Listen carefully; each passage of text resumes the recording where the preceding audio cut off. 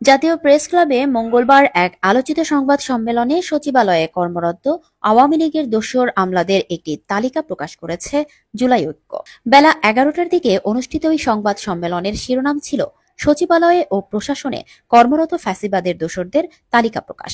এতে ৪৪ জন সচিবালয় কেন্দ্রিক আমলা এবং ৫০ জনের মতো প্রশাসনিক কর্মকর্তার নাম উল্লেখ করা হয়। সংগঠনের পক্ষ থেকে লিখিত বক্তব্য পাঠ করেন মোসাদ্দেক আলী ইবনে মোহাম্মদ। তিনি বলেন, গত ১৫.৫ বছর ধরে এই কর্মকর্তারা শেখ হাসিনার প্রশাসনিক শক্তিকে পৃষ্ঠপোষকতা দিয়ে এসেছেন। এখনও তারা গুরুত্বপূর্ণ স্থানে সক্রিয়ভাবে কাজ করে যাচ্ছেন। এ সময় শহীদ মুহতাসির রহমান আলিফের বাবা মোহাম্মদ গাজীউর রহমান তালিকাভুক্ত আমলাদের নাম পাঠ করে শোনান। সংগঠনটি দাবি জানায়, চলতি মাসের মধ্যেই সচিবালয়ের এই ৮ জন দোসরকে চাকরিচ্যুত করতে হবে। এছাড়া সংবাদ সম্মেলনে জুলাই ঐক্য তুলে ধরে ৮ দফা দাবি। ৩১ মের মধ্যে তালিকাভুক্ত সকল আমলাকে বাধ্যতামূলক অবসর দিতে হবে। ৩ কর্মদিবসের মধ্যে তদন্ত কমিটি গঠন করে কার্যকর অগ্রগতি প্রকাশ করতে হবে। ছাত্র জনতার বুকে গুলি চালানো ও সহযোগিতাকারীদের ব্যাংক হিসাব জব্দের দাবি।